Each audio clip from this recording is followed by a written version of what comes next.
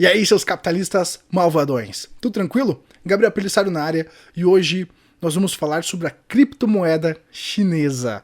E também eu vou responder o vídeo do Casando o Verbo, onde ele fala desse lançamento dessa criptomoeda chinesa, mas acaba associando isso ao Bitcoin. Então a gente vai assistir também um trechinho onde ele fala sobre o Bitcoin e aí a gente vai trocar ideias sobre isso.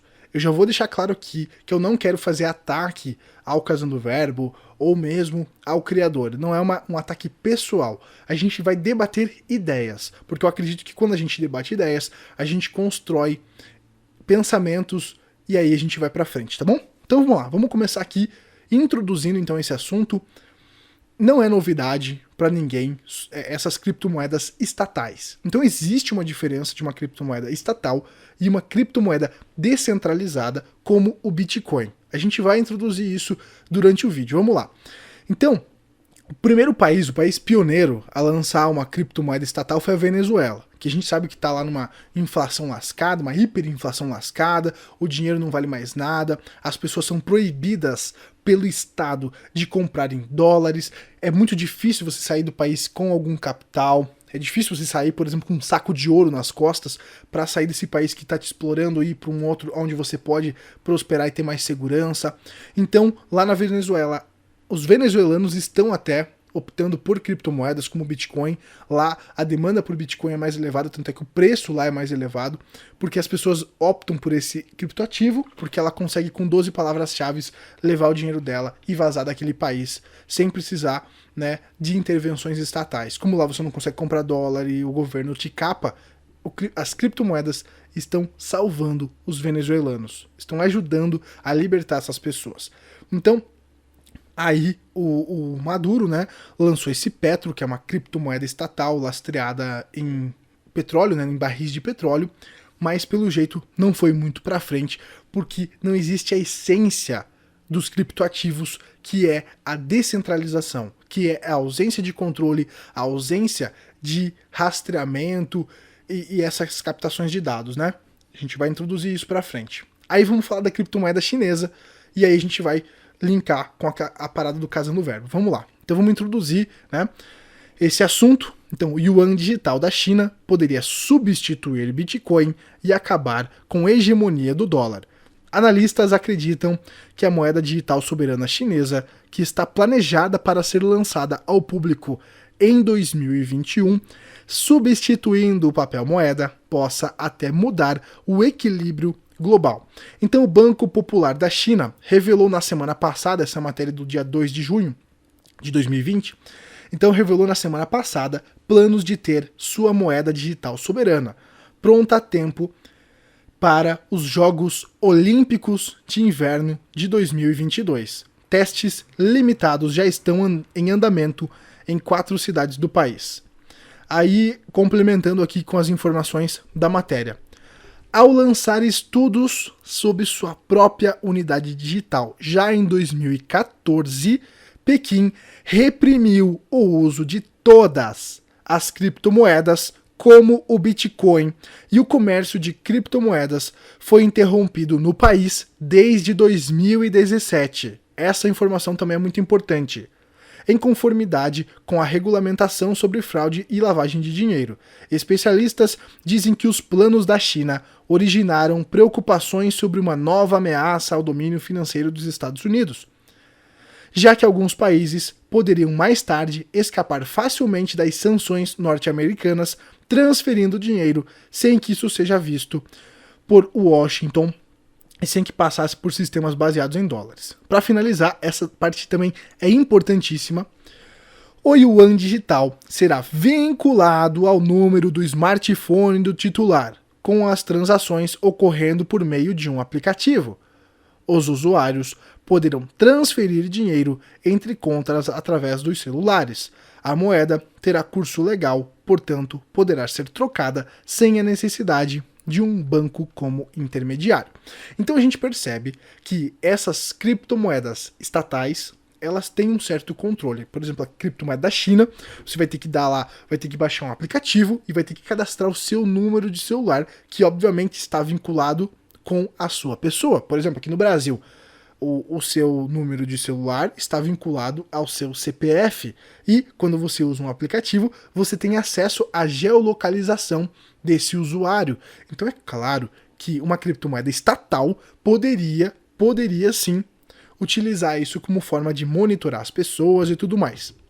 Então, por que eu estou gravando esse vídeo? Por que eu discordo do Casando Verbo? Primeiro, vamos assistir o trecho, então, aonde ele fala sobre como essas criptomoedas, né, são uma farsa, meio que ele dá a entender que não existe liberdade, não existe um fundamento de liberdade. Vamos assistir esse trecho, depois eu comento. Isto também era obviamente previsível, tanto que em dezembro de 2017 eu já dizia que as criptomoedas que prometiam liberdade plena acabariam virando campos de concentração digital. E isto tudo, em minha opinião, por um motivo também muito óbvio, pois a partir do momento em que um governo puder controlar todas as suas transações econômicas, ele não só poderá determinar o que você poderá comprar ou vender, como também poderá determinar quem poderá comprar ou vender. De acordo com Eddie Yue, executivo-chefe da Autoridade Monetária de Hong Kong, tornou-se mais fácil usar e popularizar novas tecnologias de pagamento, uma vez que preocupações crescentes com o coronavírus fizeram com que os consumidores prefiram moedas digitais a dinheiro físico. A tecnocracia está envolvendo lentamente seus braços em torno da humanidade. E chegará o momento em que você terá de tomar uma decisão que pesará eternamente em sua vida. Então vamos lá. Ele fala que então essas criptomoedas que prometeriam então a liberdade acabariam se tornando um campo de concentração digital, né? E é aí que eu discordo, tá? É aí que eu discordo dele. E aí a gente vai debater essa ideia. Ideias, ok? Eu não tô atacando a pessoa dele, nem o canal, nem nada. Eu até gosto do trabalho dele, acho que é muito bacana, mas a gente vai, nesse ponto, nesse tópico, trocar uma ideia. E eu tô aberto também ao pessoal do Casando Verbo pra gente trocar ideia. Se precisar fazer live, a gente faz, não tem problema. Eu tô aberto ao diálogo. Eu não sei de tudo, então tô pondo também a minha opinião, tá? Então, quais as diferenças entre a moeda chinesa, que é uma moeda estatal, e o Bitcoin, tá? Qual que é a diferença estrutural? Primeiro, aqui no Bitcoin, você consegue ficar totalmente fora do controle estatal, através da rede blockchain. Então, quando você utiliza, por exemplo, uma exchange, o Estado sabe quanto Bitcoin você tem e tudo mais. Quando você faz transações fora do sistema, ou seja, pela rede peer-to-peer, fazendo trocas entre usuários, transações diretas, o Estado não tem controle, tá? Existem criptoativos descentralizados, como o Bitcoin, mais focados em privacidade. Por exemplo, o Monero. E é aí que eu acredito que existe um desconhecimento por parte das pessoas com relação a esses criptoativos. Sim, criptoativos descentralizados, como o Bitcoin, o Monero, têm uma finalidade de liberdade. Tem como finalidade justamente fugir do sistema. O Bitcoin foi criado justamente para você fugir do sistema, fugir da impressão, da desvalorização do dólar, lá na crise de 2008, né? Então, existe sim um fundamento de liberdade, e a diferença está aqui. Na criptomoeda chinesa, você tem que vincular o seu CPF e às vezes até seus dados bancários para conseguir mais crédito e tal. Você tem que vincular o seu CPF ao aplicativo da criptomoeda estatal, certo? Então aí você já percebe que é centralizado. Uma criptomoeda centralizada, tá? Assim como as moedas fiduciárias, certo? Se você parar para pensar também, qual que é a diferença de uma criptomoeda estatal e da moeda hoje que você transaciona por cartão de crédito, por débito, por TED? Nenhuma. Nenhuma. Por quê? Porque hoje o real, por exemplo, qual que é a diferença? Que tem em papel, que o Estado não consegue te localizar e te rastrear, e você tem o real que é digitalizado, que você vai usar no teu cartão, no TED e tudo mais. Então qual que é a diferença de você fazer um real em criptomoeda? Nenhuma. É a mesma coisa que o crédito e o débito, então não muda nenhuma, muda só a propaganda, o marketing. Agora, o Bitcoin é como se fosse o real de papel. Por quê? Porque no real de papel você vai na feira, você compra lá 10 kg de batata, paga 10ão, e o feirante não quer nem saber o teu CPF, o teu nome, aonde você teve, aonde você vai, de onde veio esse dinheiro. Passou o papel de moeda, pegou o produto, fez a troca e acabou. E acabou. É assim que é o papel físico hoje. O Bitcoin, ele faz a mesma coisa. Você chega lá com o teu Bitcoin na tua carteira da blockchain, tá? o Estado não sabe, você não vinculou o teu CPF, você não vinculou a tua CNH, você não vinculou nada. É só um número, um registro na blockchain que com validação descentralizada, eu já minerei Bitcoin, então é descentralizado, não existe um servidor central, não existe um controlador central, são os próprios usuários que fazem a rede acontecer. Qualquer um pode instalar o software no computador e começar a validar as transações. Então é descentralizado, ok? Essa é a grande diferença da criptomoeda chinesa e da criptomoeda descentralizada como o Bitcoin, o Monero, o Ethereum e tudo mais. Então, o que acontece? Você vai lá no Ferante, você pode fazer uma transação com o Bitcoin e ele não vai saber o seu CPF, o Estado não vai saber a hora que você comprou, onde você estava, porque não está vinculado a você aquela transação. Entendeu? A sacada? Então, qual que é a diferença? Na criptomoeda chinesa, você vai vincular o seu número de telefone e tudo mais. No Bitcoin, você não precisa fazer isso. Você não precisa fazer isso. Se você quiser comprar Bitcoin fora das exchanges, você também consegue. Então hoje, quando você compra por uma exchange, o Estado já vai saber quanto você comprou e tudo mais. Porque ele obriga essas exchanges a passarem essas informações. Agora, se você comprar, por exemplo, o Bitcoin direto do minerador, o Estado não vai saber quanto você tem. E aí você pode transacionar livremente, sem o Estado saber onde você está, quanto você comprou, aonde você comprou e por que você comprou.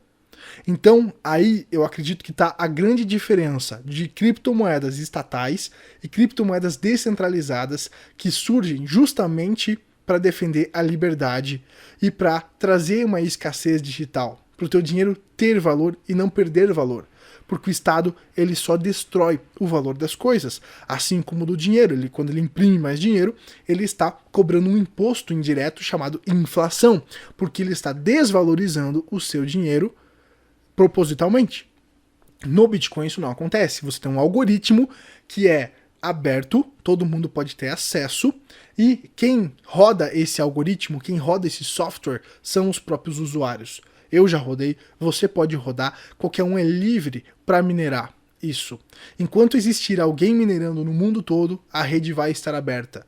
Então, você consegue, mesmo o governo proibindo você transacionar, você consegue transacionar sim, porque é uma rede descentralizada.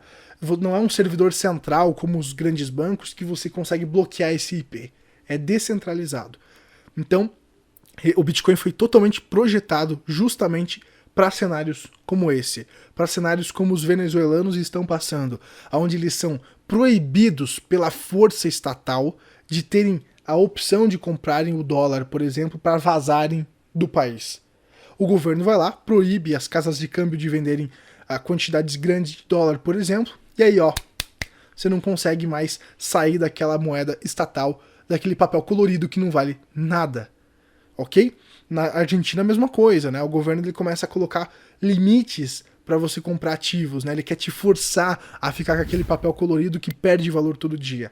Então é muito bacana o Bitcoin por esses motivos. Você consegue transacionar fora do controle estatal. A rede é validada por pessoas comuns. O sistema não é mantido pelo Estado.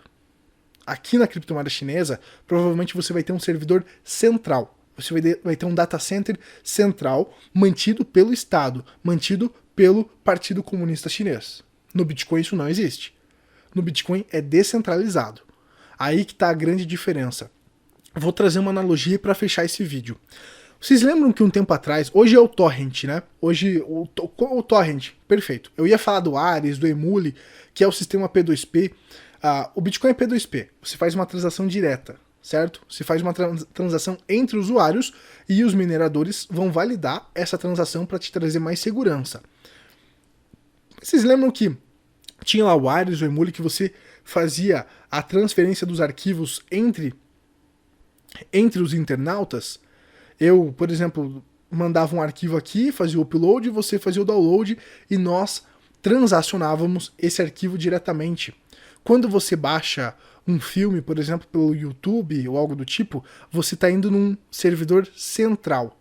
Quando você baixa, por exemplo, um filme pelo Emule, pelo Ares, né, antigamente, hoje pelo Torrent, você está baixando esses dados de vários computadores, de vários usuários descentralizados. Se um usuário desse cai, tem outros usuários mantendo. Diferente do YouTube, que se o Estado quiser bloquear, ele vai lá, bloqueia o IP e o YouTube cai. A gente viu no Brasil aqui como, por exemplo, o WhatsApp, né? O WhatsApp é centralizado. Você vai lá, bloqueia o WhatsApp, ele cai. Agora, se fosse um aplicativo de conversa descentralizado P2P, você não conseguiria bloquear, porque são vários usuários que estão mantendo a rede. Não existe um servidor central. Então, é mais ou menos essa a ideia do Bitcoin. Então, por isso que eu acredito tanto nessa tecnologia, por isso que eu acredito tanto que ele vai sim trazer a liberdade, porque ele é projetado para isso, ele é descentralizado, o código é aberto, tem muitos desenvolvedores autônomos que trabalham na tecnologia justamente para ter a recompensa na valorização do ativo. Tem pessoas hoje que trabalham em cima do código fonte, fazem os forks e tudo mais, justamente para aprimorar a tecnologia, para que ela tenha uma adesão maior e para que ela se valorize. Tem pessoas que realmente dão sangue para esse criptoativo ser aprimorado, porque ele é um código aberto. Qualquer um pode fazer um fork, como por exemplo aconteceu com o Bitcoin Cash, entendeu? Você não vai conseguir fazer um fork como aconteceu com o Bitcoin Cash com uma moeda estatal como o da Venezuela e como a da China. Então o Bitcoin funciona totalmente dentro das leis de livre mercado, dentro da oferta e da demanda, dentro da aceitação, dentro da liberdade. Na China, você vai ser forçado a usar a criptomoeda estatal. O Bitcoin não te força. O Bitcoin ele te conquista através da tecnologia, da segurança. Ninguém vai botar uma arma na tua cabeça para você usar Bitcoin. Agora, no partido chinês aqui, pode ter certeza que vão sim botar uma arma na tua cabeça e se você não usar a moeda estatal, ó, ferrou. Então aí tá as grandes diferenças e por isso que eu não gostei dessa a correlação da criptomoeda estatal com o Bitcoin, que é uma moeda justamente descentralizada, que não tem nada a ver com os fundamentos dessa cripto chinesa, tá bom? Então eu espero que as ideias tenham sido claras, tenham ficado claras, e qualquer coisa eu tô aqui olhando os comentários pra gente trocar uma ideia, e se for preciso eu trago outros vídeos, eu gravo outros vídeos pra falar dos fundamentos do Bitcoin, que é uma tecnologia muito bacana, principalmente quando você está fora da rede, quando você está fora das exchanges, certo? Quando você guarda ela na tua carteira, porque aqui ninguém consegue mexer, só você. O Estado não consegue te confiscar quando ela está aqui dentro. Quando ela está na exchange, consegue. Por medidas legais e tudo mais, eles vão obrigar a exchange a, por exemplo, te lá dar os bitcoins, né? Aqui não. Aqui o Estado não tem controle. Quando ela está fora das exchanges, quando ela está na rede do blockchain, não tem controle. Então, são essas as diferenças. Tá bom? Espero que eu tenha sido claro, né, pessoal? Então, por hoje é isso. Um forte abraço, deixa um like aqui, compartilha o vídeo se ele foi útil, se ele te abriu ideia, se ele te apresentou as diferenças de uma moeda estatal, de um criptoativo estatal e de um criptoativo descentralizado. Se você ficou com alguma dúvida, deixa os comentários aí. Até a próxima, tchau, tchau!